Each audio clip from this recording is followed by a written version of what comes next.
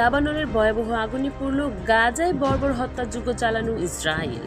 ৩০ ঘন্টার বেশি সময় ধরে চোখের সামনে নিজের দেশকে পুড়তে দেখলেন নেতানিয়াহু। হঠাৎ ছড়িয়ে পড়া দাবানলে দেশটির প্রায় ২৫০০ একর বন পুড়ে ছাই হয়ে গেছে। রীতিমতো বিমান হেলিকপ্টার মোতায়েন করেও আগুন নিয়ন্ত্রণে আনতে হিমশিম খেতে হয়েছে দেশটিকে। ইসরায়েলি সংবাদ মাধ্যম জেরুজালেমের পোস্টে জানা গেছে, দাবানল শুরুর পর থেকে দেশটির ফায়ার সার্ভিস, সেনাবাহিনী ও পুলিশ আগুন নিয়ন্ত্রণে আনার চেষ্টা করে। প্রায় ৩০ ঘন্টার বেশি সময় পরে বৃহস্পতিবার সন্ধ্যায় আগুন পুরোপুরি নিয়ন্ত্রণে আসে, কিন্তু ততক্ষণে পুড়ে ছাই হয়ে যায় ২৪৭০ একর বন। বুধবার ইসরায়েলের মুসাব তারুমের কাছে আগুনের সূত্রপাত হয়। তাপমাত্রা বৃদ্ধি এবং তীব্র বাতাসের কারণে আগুন আরও তীব্র হয়ে বিভিন্ন জায়গায় ছড়িয়ে পড়ে। এক পর্যায়ে ভয়াবহ আকার ধারণ করে আগুন নিয়ন্ত্রণের বাইরে চলে যায়। এমন পরিস্থিতিতে অ্যাডহক কমান্ড সেন্টারে জরুরি বৈঠকে বসেন ইসরায়েলের প্রধানমন্ত্রী বেনিয়ামিন নেতানিয়াহু।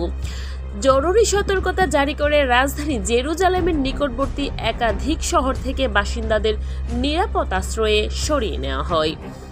পরিস্থিতি সামাল দিতে ইসরায়েল পুলিশ রাজধানীর গুরুত্বপূর্ণ রুট বন্ধ করে দেয়।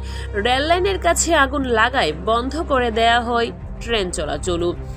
ভয়াবহ আগুনের কারণে গাড়ি চালকরা তাদের যানবাহন সড়কে ফেলেই শহর ছাড়তে বাধ্য হন।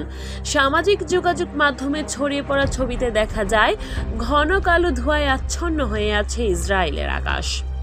ইসরায়েলের জাতীয় অগ্নি নির্বাপন ও উদ্ধার কর্তৃপক্ষ জানায়, দাবানল নিভাতে সারা দেশ থেকে ১০০টিরও বেশি দল মোতায়েন করা হয়।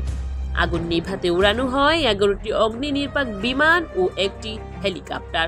পাশাপাশি ইসরায়েল বিমান বাহিনী ও প্রতিরক্ষা বাহিনীর সদস্যরাও আগুন নিভানোর কাজে যুক্ত হন। ভয়াবহ এই আগুন নিভাতে ৬টি জেলার ফায়ার সার্ভিসের সদস্যরা একযোগে কাজ শুরু করেন। বেরশেমিশের উত্তরে অগ্নি নির্বাহক দলগুলো আগুন নিয়ন্ত্রণে আনতে দিন রাত কাজ করে। জেরুজালেম ফায়ার সার্ভিসের কমান্ডার সমুলেইক ফিডম্যান বলেন, অগ্নি নির্বাপক কর্মীরা একটি ভয়াবহ এবং অপ্রত্যাশিত আগুনের মুখে সাহস এবং দৃঢ়তার সাথে সামনের সারিতে দাঁড়িয়েছেন। দ্রুত পদক্ষেপে আগুন নিয়ন্ত্রণে আনা গেছে। এটি অগ্নি নির্বাপক ও উদ্ধারকর্মীদের লড়াইয়ের আপোষহীন নিষ্ঠার প্রমাণ। দীর্ঘ ও শুষ্ক গ্রীষ্মকালের কারণে ইসরায়েলে দাবানল ছড়িয়ে পড়ার ঘটনা ঘটেছে। একই সাথে পড়েছে দখলদার ইসরায়েলের পৃষ্ঠপোষক যুক্তরাষ্ট্র। শাকিলা খুরশেদ, 24 নিউজ।